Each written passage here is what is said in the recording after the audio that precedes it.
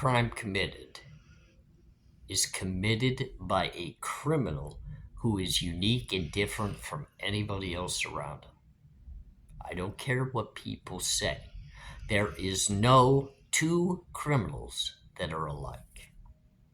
But there are those of us who have been within the criminal world that are more detail-oriented, more thinkers. We can see things that those who commit random crimes for the very simple reasons of addiction or lust or just a trigger in their mind created a very quick decision to do what they did, compared to someone like myself. I planned it out. I look at the details because, look, I don't want to go to the penitentiary for the rest of my life based upon the act that I'm about ready to commit. I want to know before I go into what I am going to do as a criminal, the who, the why, the when, the where, and the how I expect the end result to be. Now, many need to fully understand that most criminals, when they go in to commit a capital level charge, they know the outcome is normally not in their favor if they get caught. Capital crimes, like the one that happened in Moscow, Idaho, a quadruple homicide, those are the most investigated, and those individuals who commit those crimes are the most sought after. But if they plan it out correctly, it doesn't mean that they always get caught. And it definitely doesn't always mean that they get caught in a short period of time. But the only way you don't get caught is to actually plan it appropriately. You're going to come with me on a little adventure like I did in my last video, the intro. I've told you. We're going to get into the mind of a criminal, and I'm not talking about a criminal that's out just trying to supply for an addiction, because that's not ever what I was. My addiction was the actual crime, the rush of committing it. But a part of that addiction was the planning, and then also the getting away with it. I'll help you see a few things within the Idaho 4 overall case. And I'm not saying I'm going to show you how I feel it's going to be solved or anything of that nature. I'm just going to walk you through some details that I feel would be important, both in the committing of the crime and the investigation of it.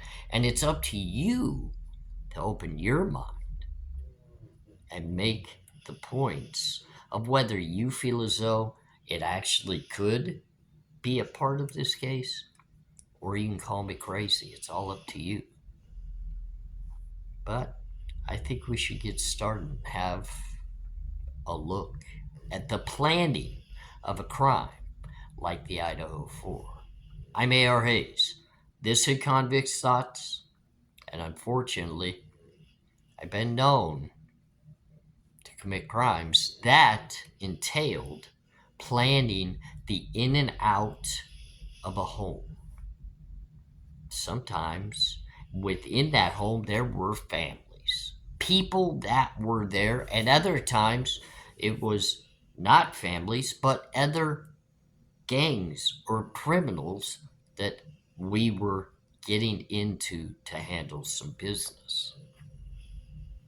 The planning aspect of criminal activity, and it's really crazy to think about. you don't want to write it down. I'm not a man of manifestos. I'm not a man that needs to pen out every reason of why I'm committing the crime. It's up here.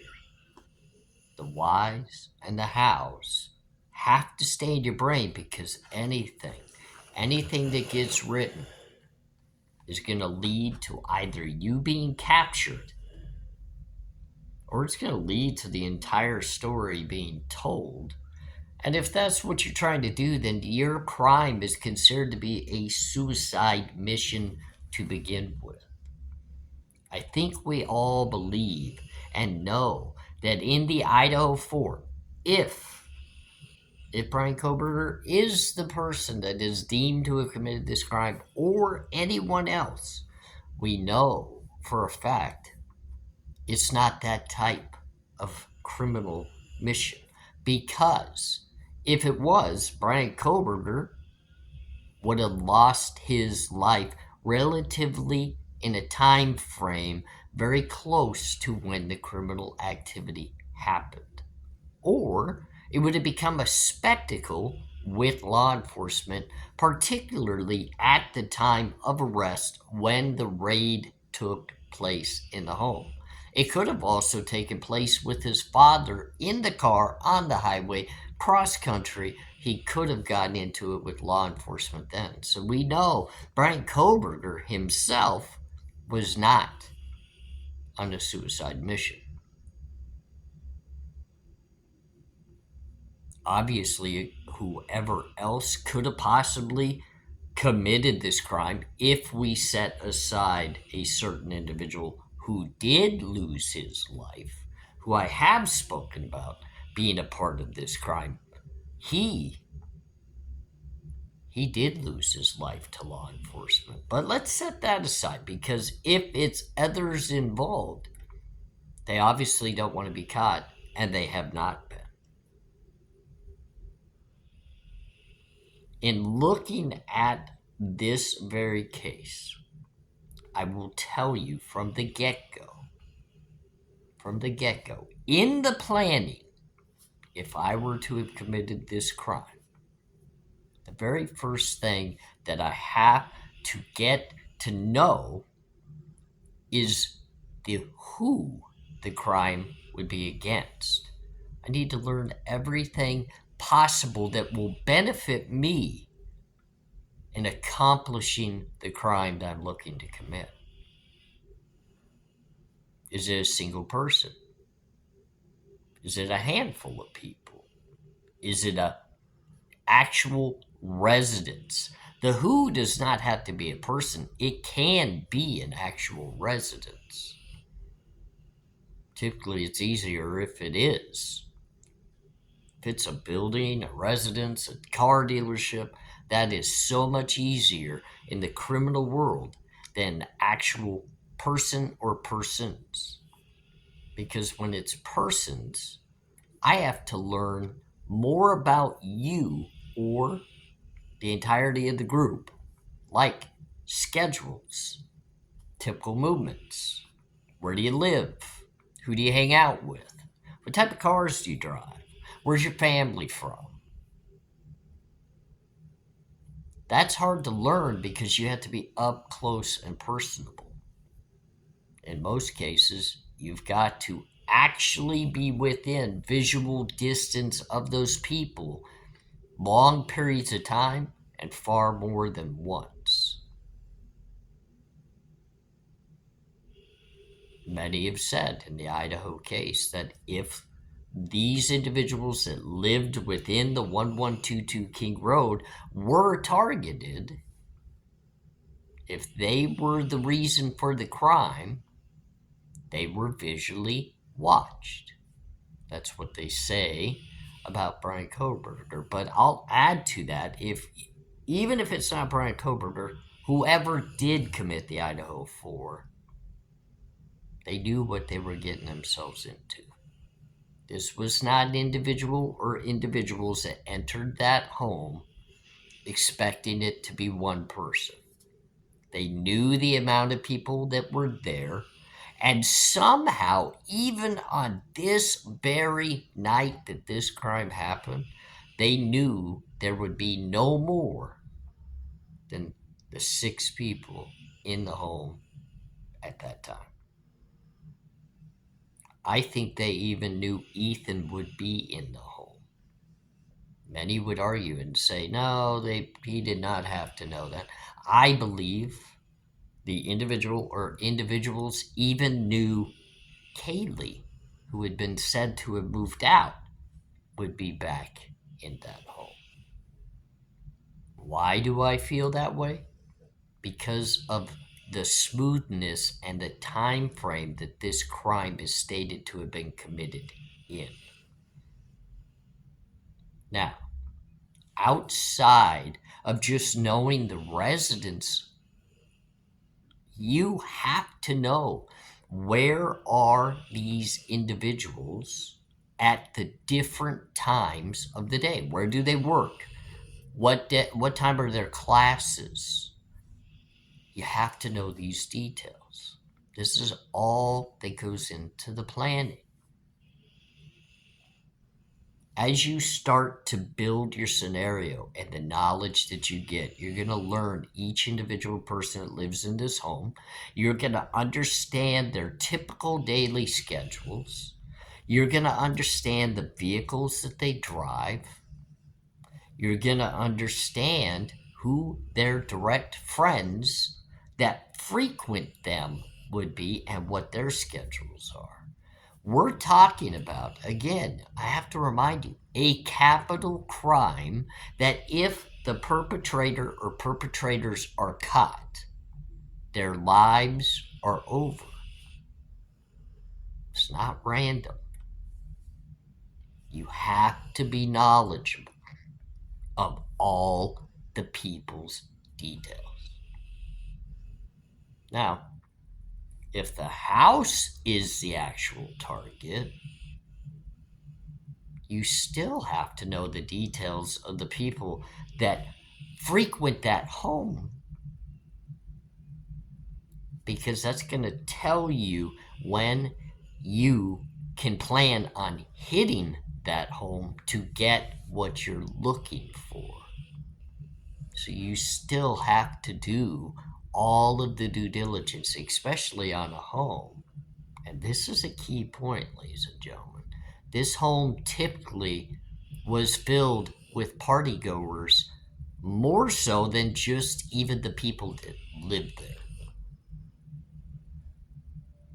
How do you learn the home's party schedule to make plans of when you can hit it? Well, typically, that's pretty simple, to be honest with you. I know many would say it's not simple. It is actually simple. You frequent the home during the parties. You learn the party schedule and the way that the home interacts during the party schedules by actually being a part of the party schedule. It's not that hard to understand. But the key to that in your planning is, how do you as an individual or individuals become a part of that party scene without standing out when and after the crime is committed? That's a part of your initial planning as well. You have to become a part of their knowledge of you actually belong there without putting yourself in a situation of being a suspect. How do you do that? Well, you build relationships with those around the home, not so much the residents of the home, those around the home that understand that you're just a mingler like all of them in the home during the party time. So it's known that you are welcome to be there, but you're not so well known that everybody knows your personal everyday details. Become friendly. but not actual friends. Become welcome, but not actual parts of the crowd. Just fit in and leave quickly. Be there short periods of time to gather the information you need and leave on your very own. Now, big part of the planning, and this is what's really catching everybody off guard in regards to the Idaho 4 case, is why would he bring his own car? Why would that car be the one, his very own, that's driven to the crime scene? That's a huge mistake, and that is foolish to even think somebody in law enforcement background, which he was studying at a PhD level, would do.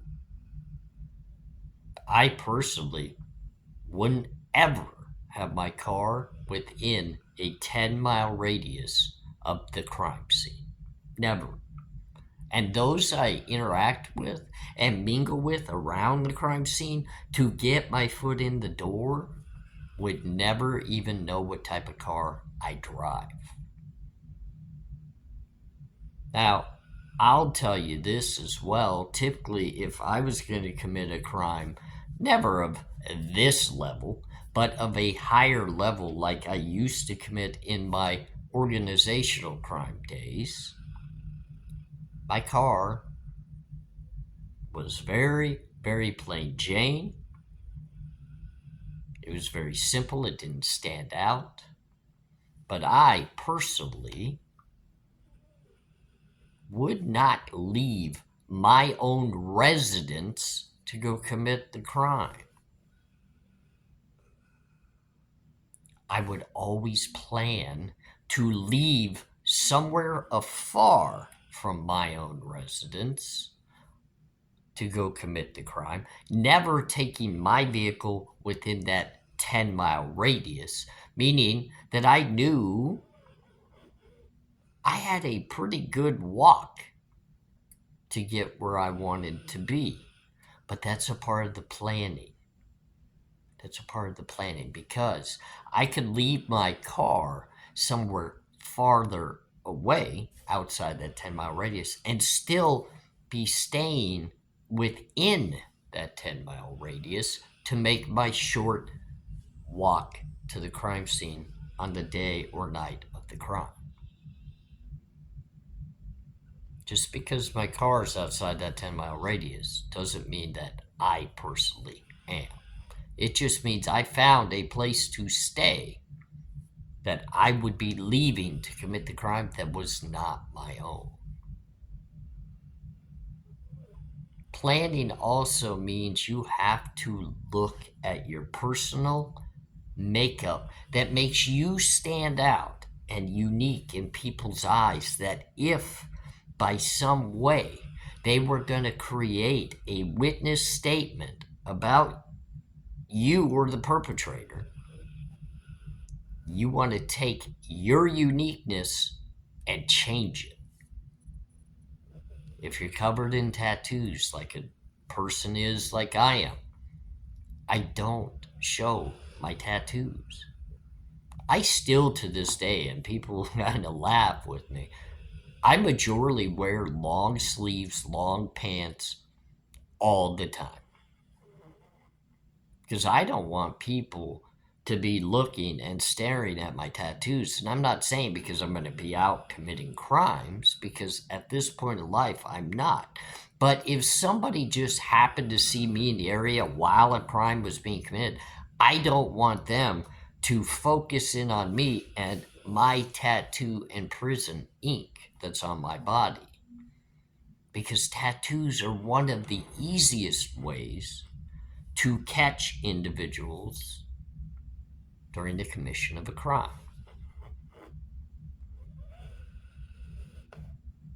If you don't have tattoos,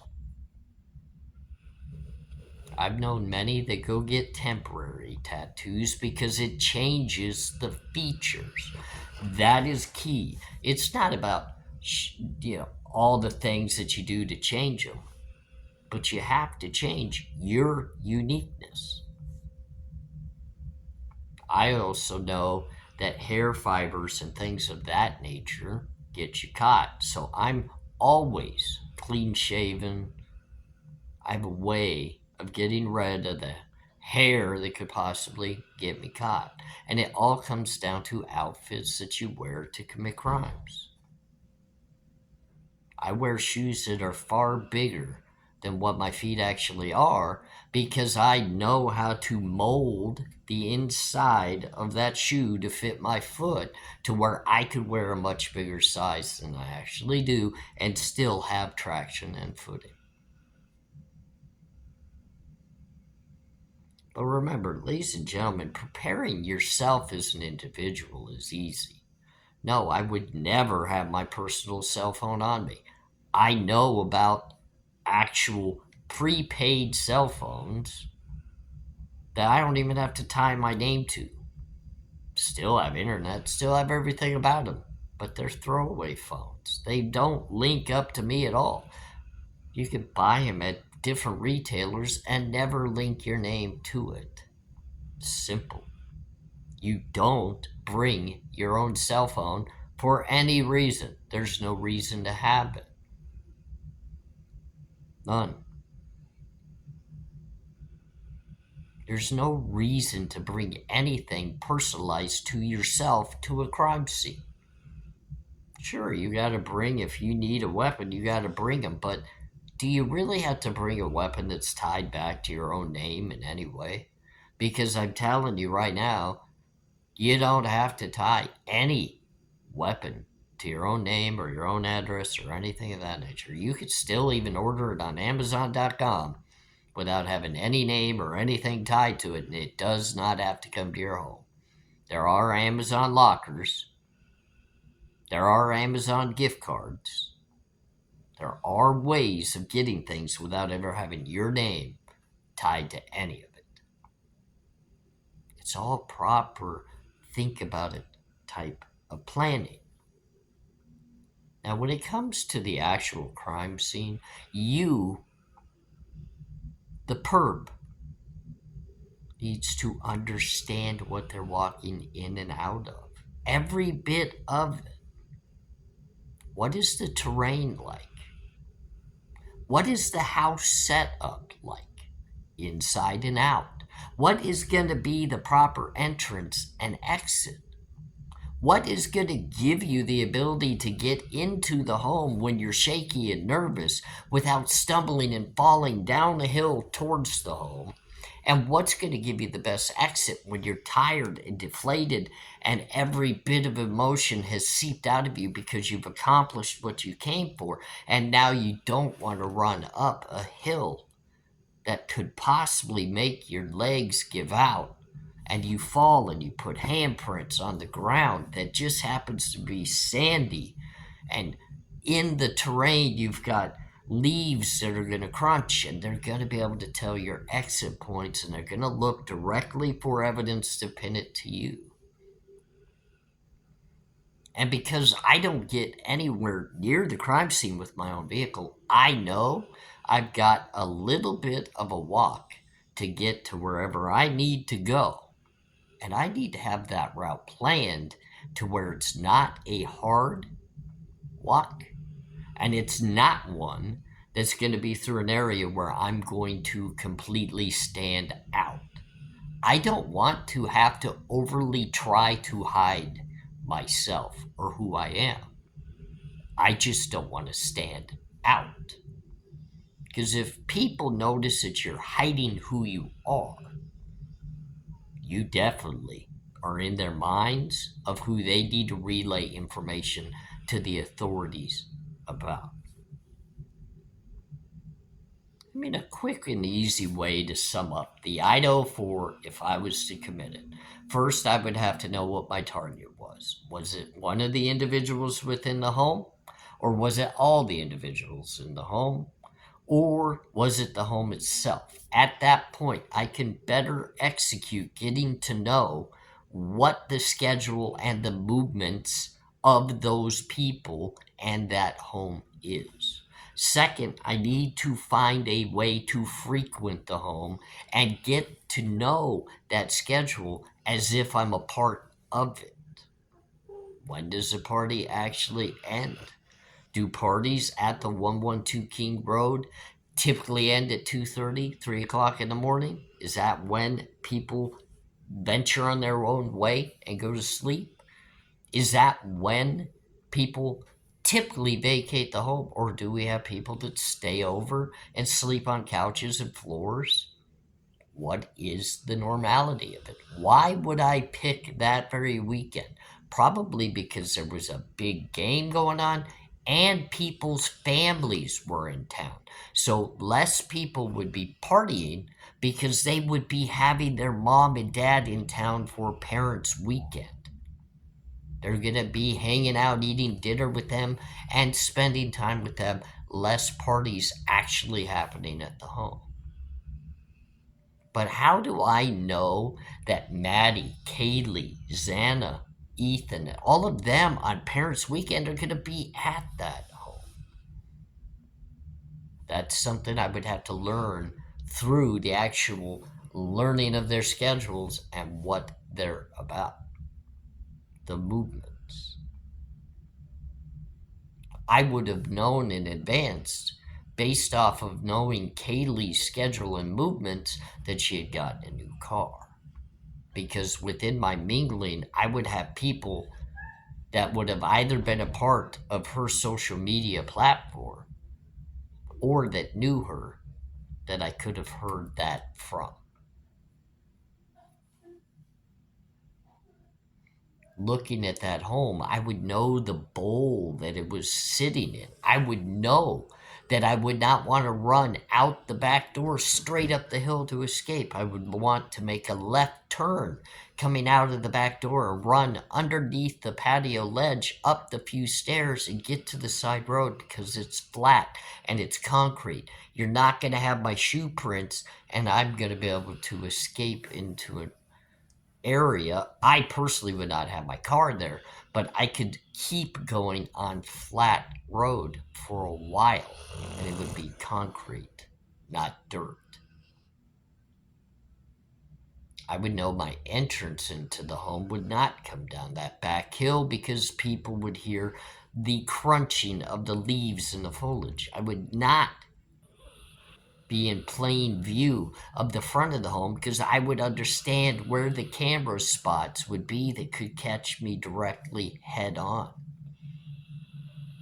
I would know that the camera of the home right next door actually faced away from the crime scene home. So if I crossed the other direction away from it, it would be only hear me. It could not actually see me because of the way the home was set up. And if I ran through the back of the home, the cameras that faced the front of the home could not catch me either.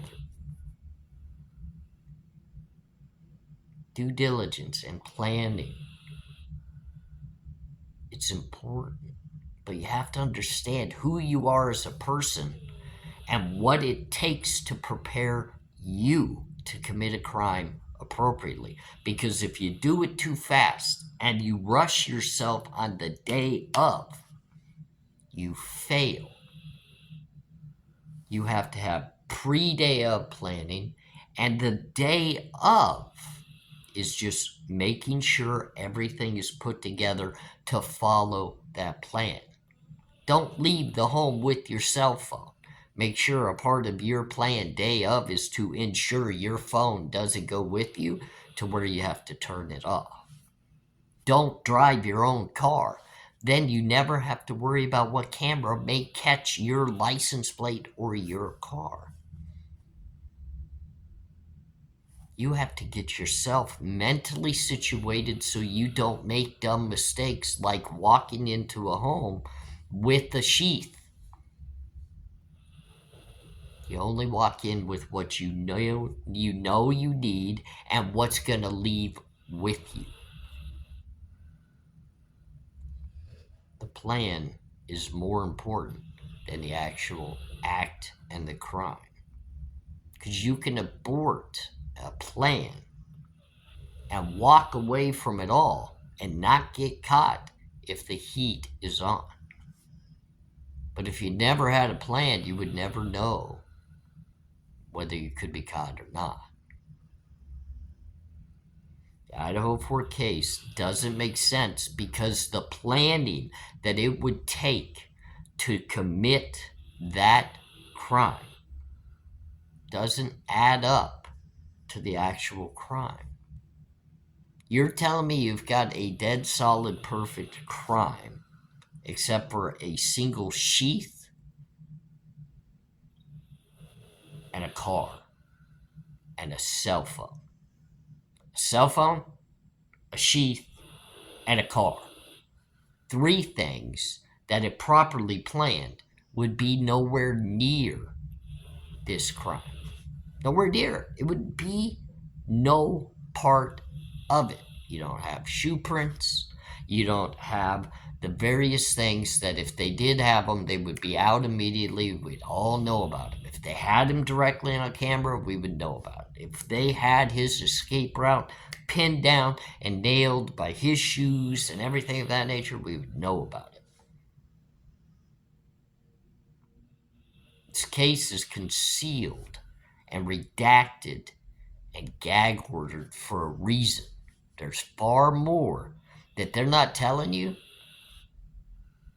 about this and about the plan. The plan is where it all is. And I'm telling you, the investigators are missing something that ties that plan all together, and they know it, and they're searching for it. And that's why this is dragging along the way it is. Next video, because remember I told you this is a 4-part series, we're going to actually talk about the day of and the commission of the crime, of how all that planning goes into effect and it makes it work. I'm ARHayes. Convicts Thoughts, great seeing you, and we'll talk again very soon.